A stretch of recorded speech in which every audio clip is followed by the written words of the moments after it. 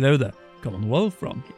And we are in the longest first-party Nintendo Direct announcement drought since pretty much the reveal of the Nintendo Switch. The reasons can be many and complicated, but the main issue I think ties specifically to the transition over to the Nintendo Switch 2. Let's just get out of the way what I don't think we can get. Namely the things that are already in development exclusively for the next system. You know, the next 3D Mario, which is also rumored to be open world. Mario Kart is also definitely reserved for the next system. So don't expect anything like that in a Nintendo Direct before a reveal of Nintendo Switch 2. But I would also add another one that I don't think is possible to see before the reveal of the next system, and that is a new top-down Zelda. Not a remake, not a remaster, not a Wii U to Switch port of any of the Zelda games on that system. No, a brand new game. Knowing that the next open-air Zelda is not coming out until at the earliest sometime in 2028 means that they probably want to save a game, even if it's top-down, if it's new of course, for the next system. It looks very clearly that this could be a 2026 40th anniversary Zelda thing. Unless of course we get Ocarina of Time 4K, which is something that has been rumored for quite a while now as well. But I think a new top-down Zelda is just not going to happen. Definitely not the year after the launch of Tears of the Kingdom. And it could be a dual release, but with top-down Zelda games, if it's for 2025, we're also not going to see it this year because those type of games are revealed just a few months before the release. Some may also say, yeah, the same goes with Metroid Prime 4. I don't think so, because we know that this game is in development for the Nintendo Switch. It could be a dual thing, first coming out on the Switch and then on the Switch 2. This is why I say that this is a game that could show up at first-party Nintendo Direct. In this situation, I think that Metroid Prime 4 is probably the new game that is most likely to show up, mainly because it is a showcase game for graphics, where you can show, oh, this is how the game looks on the Nintendo Switch. This is how it looks on the Nintendo Switch 2. The case of Metroid Prime 4 is very interesting in that sense, because they might want to first show it on the Switch and then show a massive graphic overhaul for the next system, because the game has already been promised to come to the Nintendo Switch. Could it come out this year? It is a possibility. I wouldn't say it is an impossibility, but it all depends on how Nintendo strategizes with the launch of the Nintendo Switch 2. Luckily, we could still see more remakes and remasters, just like we have seen so far with Mario vs. Donkey Kong, Paper Mario: The Thousand Year Door, and of course Luigi's Mansion 2 HD. So what can we see? Well, it's a lot of the Zelda games that we've talked about now across multiple videos, and it mainly comes down to, are we going to do a remake remaster of a top-down game, or are we going to just port over the two missing 3D Zelda games, namely the Wind Waker HD and Twilight Princess HD? If there's a moment for the Wind Waker HD and Twilight Princess HD, together it's right now. It will be a different release from what we had on the Wii U. It will be something that stands out, because it isn't just Wind Waker HD and Twilight Princess HD again. But combined, they change, they become something different, they become something bigger as well. Of course, pricing-wise, it might not be a $60 release, it might be something bigger, it might be $80, so $40, which is something very good still for games that are original GameCube titles and have seen upgrades on the Wii U. So that is a possibility.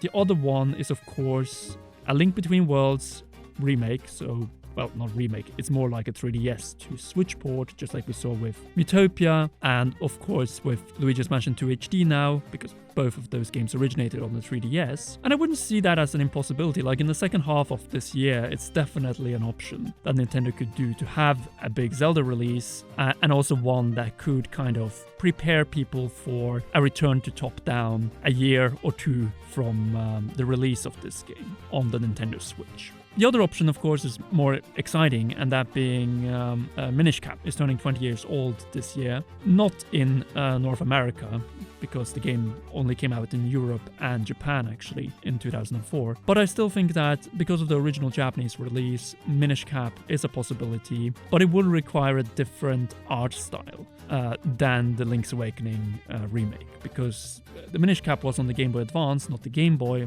unlike, say, the Oracle games, which probably could then be remade in the same art style as Link's Awakening. But the problem there, again, you have to do it across two games. Oracle of Ages, Oracle of Seasons. And I think in this regard that probably Link's Awakening is the by far easiest way for Nintendo to bring a acclaimed and very popular game that is not present on the Nintendo Switch over, because all of those other top-down games are present through Nintendo Switch Online, also something we talked about in those videos. And I think that if it's going to be top-down, I think it's going to be A Link Between Worlds. And I think it's something that is the least controversial, it's the one that most people are going to be happy with, because there are no really downsides to that game. It is a very solid game. The only thing people would say is this too similar to A Link to the Past, but it is a game that at the same time has a lot of unique mechanics that makes it stand out from A Link to the Past. So that covers Zelda in this direct. Next we have Metroid, and I've already talked about Metroid Prime 4.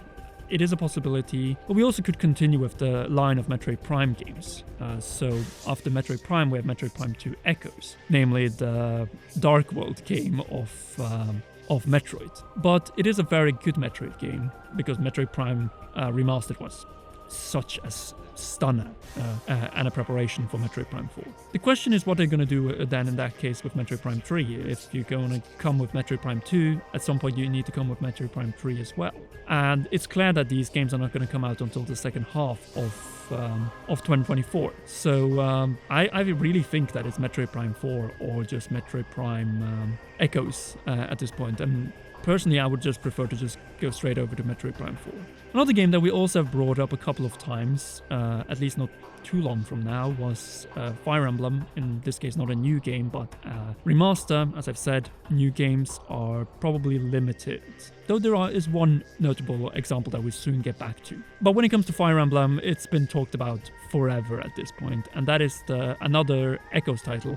That being Fire Emblem Genealogy of the Holy War. Just like we have Shadows of Valentia as one of the final 3DS games, that being exclusive also for 3DS, I think this could be the ending to Fire Emblem. Because Pokemon seems to be very silent. I'm not sure if we're going to see anything Pokemon this year. I think all focuses on Legends ZA and on Gen 10, which probably is going to be the year after, and then probably taking it easy this year unless something shows up.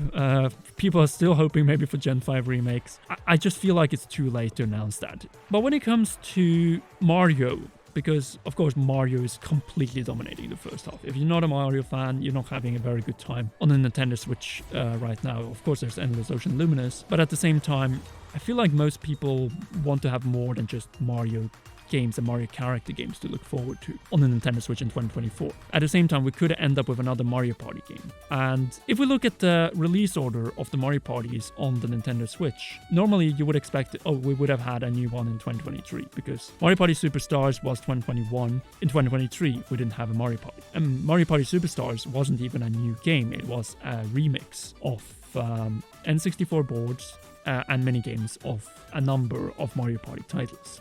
So the only original Mario Party game we've had so far on the Nintendo Switch is Super Mario Party, and it performed really well.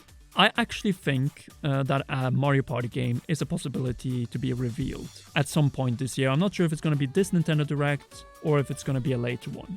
But it of course also depends on when they want to reveal the Nintendo Switch 2 in this regard. And it is probably the only new big seller game that I think we could get in the second half of 2024. And I think that this is a very good move for Nintendo if they decide to do that. Because then, in 2027, at the latest, they could have another Mario Party for the next system. So I think this is a good Mario Party Superstars, but a brand new Mario Party of the same quality. So other than those, of course there could be some smaller titles, which we haven't been thinking about yet.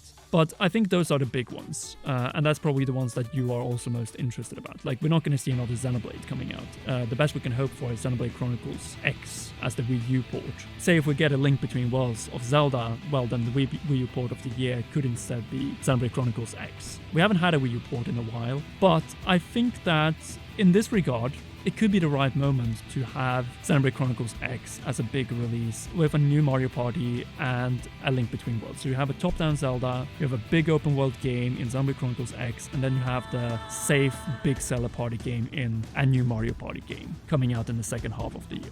With those three, I think you're pretty secure, and add a few extras here and there, maybe a big third-party port, something Metroid, you have secured pretty well the second half of 2024, going into a 2025 where we're going to have Pokemon Legends Set A, the next system, then probably a new 3D Mario or new Mario Kart for the new system, or both maybe even, just to have a big launch, and then followed up with a new top-down Zelda and the likes. Who knows, maybe even Animal Crossing New Leaf, now that most of its functionalities are also gone with the disappearance and shutdown of all online services for 3DS and Wii U. So a port of that and like having that game with all its features, just using Nintendo Switch Online, is also a possibility. We know how well Animal Crossing New Horizons did and how that game is not getting any updates anymore. So this could be a way to satisfy Animal Crossing fans by giving New Leaf on the Nintendo Switch, and it will sell, no doubt. I would also, of course, like to see your takes and your opinion on it, so be sure to do that in the comments section down below. If you haven't already, be sure to like it. And anyway, a big thanks as always to all of you for watching, and of course to patrons, to you. And the special shoutouts, of course, goes to royal producers Zach Johnson and JC Fung, and of course our heroes Holly Wolf, Cheryl, and Garrett Hoy. You really keep me alive, and you really keep me going through a time that has been very slow from Nintendo news. But anyway, thank you once again to all of you for the support, and I will see you in the next one.